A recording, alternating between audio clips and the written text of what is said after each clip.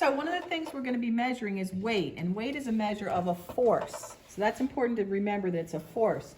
So if you stand on a scale like this, a very old scale, and you press down, it's making a force, and there are springs underneath here that get pushed down, and when they get pushed down, if this wasn't broken, the dial would go up. So you're measuring a force when you stand. Here's another kind of a spring scale.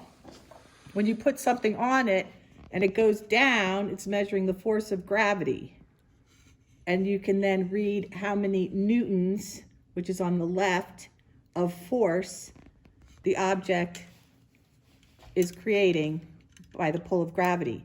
So the more mass you have down here, the more force gravity will pull it, and the farther down it will move, so you can read how much force in newtons is created. Another spring scale. It's got a spring in there. When something is put on the bottom of it, it pulls it down, the spring, with a force. So I'm using my hand to pull it down, so I'm putting a force on it. So every single time when you measure weight, you're measuring a force, and it's the force of gravity.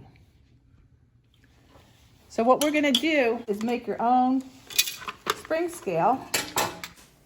What you'll need is some tape, a ruler, a bag, some scissors, 5 nickels, a rubber band, and a paper clip to get started. So the first thing you do is cut the rubber band. And then you can either tape the rubber band onto the paper clip, with the paper clip onto the rubber band, or you can... Or if you don't have tape, another method would be to tie the rubber band onto the paper clip. Okay, so I'm taping the paper clip on. Here, Miss Wellborn tapes the rubber band onto the paper clip. It's sort of like a fish hook, and actually I know some kids might be going fishing, and sometimes they'll put a fish here and they hang it down to see how much it weighs. Take the paper clip and put the bag, attach the bag to it, and this way you can put things in the bag and find out how much they weigh, because when you put things in the bag, gravity will pull the things down, and then you can see how much they weigh. Okay, so once you get the plastic bag on the paper clip and the paper clip attached to the rubber band, hold the rubber band up at the top of the ruler so that the bottom of the paper clip is matching up with 10 centimeters with the bag attached. So then what you can do is you can put 5 nickels in the bag, and you've learned that each nickel's 5 grams, so 5 nickels equals a total of 25 grams. And when you do that, then if you look at the paper clip, if you can look through there, it goes to 10.5 centimeters.